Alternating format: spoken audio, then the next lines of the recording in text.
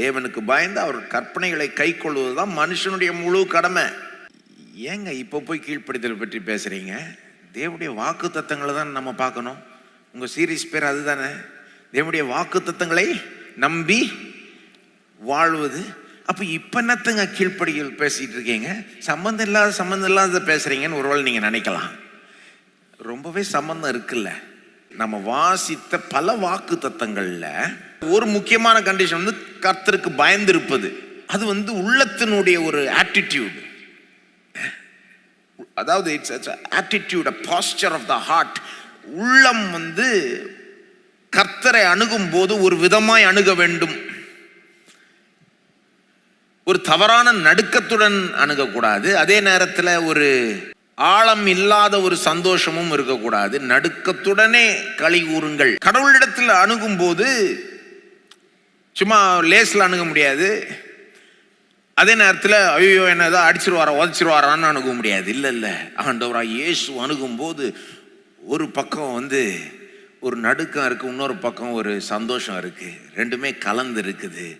அவர் அடிச்சிருவார் நடுக்கம் இல்லை, அவர்னா இவ்வளோ நல்லவரா இருக்கிறாரு, தகுதி இல்லாத என்ன இப்படி நடத்துறாருன்ற ஒரு நடுக்கம், அவருடைய நீதி நியாயத்தையும் கண்டு ஒரு சந்தோஷம். அப்போ உள்ளம் வந்து கடவுள்னு வர்றப்போ ஒரு விதமாய் போக வேண்டும். அதுதான் கர்த்தருக்கு பயப்படுகிற பயம். It is a attitude of the heart, a posture of the heart. ஆனா வெறும் உள்ளம் ஒரு விதமா அணுகுனா பத்தாது, வாழ்க்கையும் ஒரு விதமாய் இருக்க வேண்டும். வாழ்க்கையும் ஒரு விதமா இருக்கும் போதுதான் கடவுளுடைய ஆசீர்வாதங்களை நாம மேக்சிமமா நம்முடைய வாழ்க்கையில அனுபவிக்க முடியும். வாழ்க்கையும் இருக்க வேண்டிய விதத்தில் இருக்கும் போதுதான் தேவனுடைய வாக்கு தத்தங்களை மேக்சிமமா நாம சுதந்திரிக்க முடியும். உங்களுக்கு ஒருவேளை நீங்க மறந்துட்டீங்கன்னா, ஏங்க கீழ்ப்படிதல் வந்து வாக்குத்தத்தோட கீழ்ப்படிதலுக்கும் வாக்குத்தத்துக்கும் என்னங்க சம்பந்தம் அப்படின்னு ஒருவேளை மறந்துட்டீங்கன்னா உங்களுக்கு நினைப்பூட்டுகிறேன். சங்கீதம் 128 1-4. கர்த்தருக்கு பயந்து அவர் வழிகளில் நடக்கிறவன் எவனோ, பாருங்க ரெண்டுமே வருது. கர்த்தருக்கு பயந்துனா உள்ளத்துல முதல்ல சரியா இருக்கணும். சும்மா வெளிப்புற நடத்த மட்டும் கிடையாது, உள்ளம் முதல்ல சரியா கர்த்தரை அணுக வேண்டும். கர்த்தருக்கு பயந்து அவர் வழிகளில் நடக்கிறவன் எவனோன்னா, நடக்கிறத பற்றி பேசல, வாழ்றதை பற்றி பேசுது.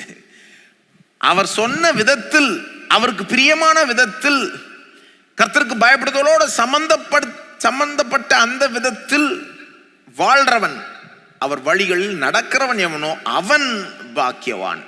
திரும்ப சொல்லுகிறேன், எல்லாரும் பாக்கியவான் சொல்லல. கர்த்தருக்கு பயந்து அவர் வழிகளில் நடக்கிறவன் எவனோ அவன் பாக்கியவான். எப்படி அவன் பாக்கியவான்? என்ன விதமான ஆசீர்வாதங்கள் அவனுக்கு உண்டாகும்? உன் கைகளின் பிரயாசத்தை நீ சாப்பிடுவாய். அதாவது வேலை வெற்றிகரமாய் இருக்கும், உனக்கு பாக்கியமும் நன்மையும் உண்டாயிருக்கும். 3வது வசனம், உன் மனைவி உன் வீட்டோரங்கள் கனிதரும் திராட்சை கொடியை போல் இருப்பாள். இப்போ மனைவி ஆசீர்வதிக்கப்பட்டிருக்கோம். இந்த மனுஷன் உன்னுடைய உள்ளம், ஒரு மனுஷனுடைய உள்ளம் கர்த்தரிடத்தில் அணுகும்போது, உள்ளம் சரியா இருக்கும்போது, அந்த ஒரு மனுஷன் அவன் கர்த்தர் எதிர்பார்க்கிற விதத்தில் வாழும்போது அவன் வேலை ஆசீர்வதிக்கப்படும், அவன் மனைவி ஆசீர்வதிக்கப்படுவாள், அவனுடைய பிள்ளைகளும் ஆசீர்வதிக்கப்படுவாங்க. உன் பிள்ளைகள் உன் பந்தியை சுற்றிலும் ஒளிவு மர கன்றுகளைப் போல் இருப்பார்கள். இதோ கர்த்தருக்கு பயப்படுகிற மனுஷன் இவ்விதமாய் ஆசீர்வதிக்கப்படுவான். சிலர் நினைக்கலாம் இது வந்து வெறும் பழைய ஏற்பாடு. இது நீங்க சொல்றது பழைய ஏற்பாடுங்க. புதிய ஏற்பாடுல இதெல்லாம் இப்படி கேட்டலாம் கிடையாது, வேற மாதிரி ஆயிடுச்சுங்க. கிடையாதுங்க. புதிய ஏற்பாட்டில் அப்படியே ஒன்றும் இதெல்லாம் போயிடுச்சுன்னு கிடையாது. அப்படி சிலர் நினைக்கிறாங்க, தவறு. யாக்கோபு 1:25 சொல்லுது, தன் செய்கையில் பாக்கியவானாய் இருப்பான்.